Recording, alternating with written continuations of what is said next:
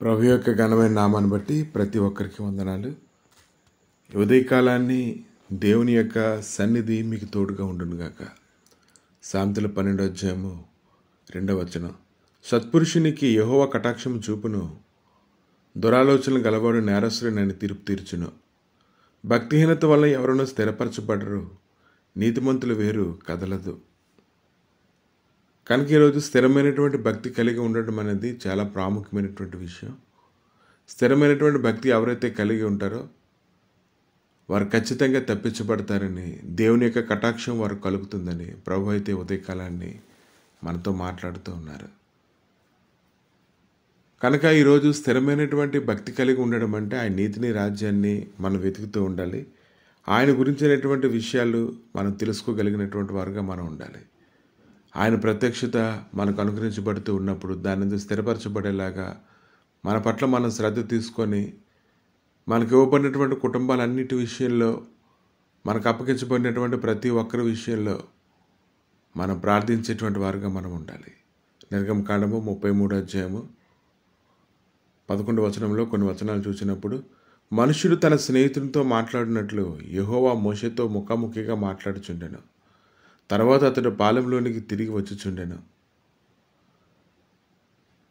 ప్రభు అయితే మోషేతో మాట్లాడుతూ ఉన్నారు. ఎలా మాట్లాడుతున్నారంటే స్నేహితునితో మాట్లాడుతున్నట్లుగా ఆయన మాట్లాడుతూ ఉన్నారు. ఇంకా 12వ వచనంలో చూసినప్పుడు, మోషే యెహోషువతో ఇట్లా నేను చూడుము, ఈ ప్రజలను తోడుకొని పొమ్మని నీవు నాతో చెప్పుచున్నావు, కానీ నాతో ఎవరిని పంపేదో అది నాకు తెలుపలేదు. నేను నీ పేరుని బట్టి నేను ఎరిగి ఉన్నానని, నా కటాక్షము నీ కలిగినదని చెప్పితివి కదా. కాబట్టి నీ కటాక్షం నా ఎడ్ల కలిగిన ఎడ్ల నీ కటాక్షం నా ఎడ్ల కలుగునట్లు దయచేసి నీ మార్గము నాకు తెలుపుము, అప్పుడు నేను నిన్ను తెలుసుకొందును, చిత్తగించుము, ఈ జనము నీ ప్రజలే కదా అనెను. మోషే అయితే స్పష్టంగా ఆయనతో మాట్లాడుతూ ఉన్నారు. మోషేకి అటువంటి గొప్ప భాగ్యం కలిగింది. ఇంకా దేవుని యొక్క కటాక్షం తనకు అవసరమని, ఆయన కటాక్షం వల్ల మాత్రమే చిందరవందరగా ఉండేటువంటి ప్రతి పరిస్థితుల్లో నుంచి తాను తప్పించబడతాడని అతను ఎరిగి ఉన్నాడు. కాబట్టి అసాధ్యమైనవన్నీ తమ జీవితంలో నెరవేర్చబడాలంటే దేవుని యొక్క కటాక్షము ఖచ్చితంగా తమకు కావాలని అతడు గ్రహించి బ్రతిమాలుకుంటూ ఉన్నాడు. అందుకు ఆయన, నా సన్నిధి నీకు తోడుగా వచ్చును, నేను నీకు విశ్రాంతి కలుగు చేస్తుందని అనగా, మోషే నీ సన్నిధి రాని ఎడ్ల ఇక్కడ నుండి మమ్మల్ని తోడుకొని పోకుము, నా ఎడ్లను నీ ప్రజల ఎడ్లను నీ కటాక్షం కలిగినదని దేనివల్ల తెలియబడును, నువ్వు మాతో వచ్చటం వల్లనే కదా.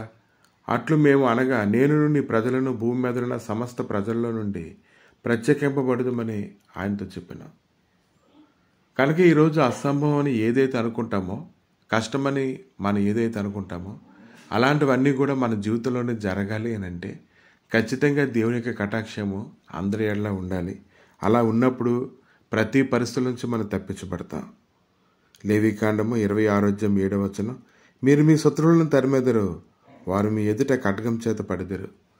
ఈ యొక్క లేఖనాలను ధ్యానిస్తూ ఉన్నప్పుడు ఏదైనా ప్రభు అయితే అన్ని విషయాల్లో కూడా కృప చూపించాలంటే మన ఆయన నీతిని, రాజ్యాన్ని ఖచ్చితంగా వెతకవలసినటువంటి అవసరం ఉంది. మన జీవితంలో ప్రతి పరిస్థితులను కూడా మనం పరుగులెడుతూనే ఉన్నాము. ఆ ప్రతి పరిస్థితిలో దేవుని యొక్క కటాక్షం సమృద్ధిగా మనకు కావాలని మనం గ్రహించుకొని ఉన్నాం.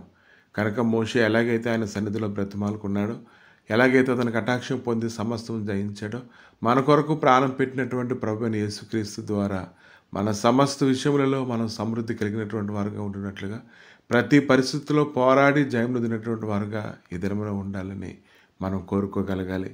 కనుక ఈరోజు ప్రభువైన యేసుక్రీస్తు మనకు తోడుగా ఉన్నారు కాబట్టి, ఆయన మన కొరకు ప్రాణం పెట్టారు కాబట్టి, ఆయన సన్నిధిలో మనం ఎల్లప్పుడూ కూడా ఆయన కటాక్షం మన మీద నిరంతరము ఉండినట్లుగా వేడుకోవాలి. అలాగే ఆయన నీతిని, రాజ్యాన్ని వెతకడంలో మనం స్థిరమైనటువంటి స్థితిని కలిగినటువంటి వారుగా ఉండాలి.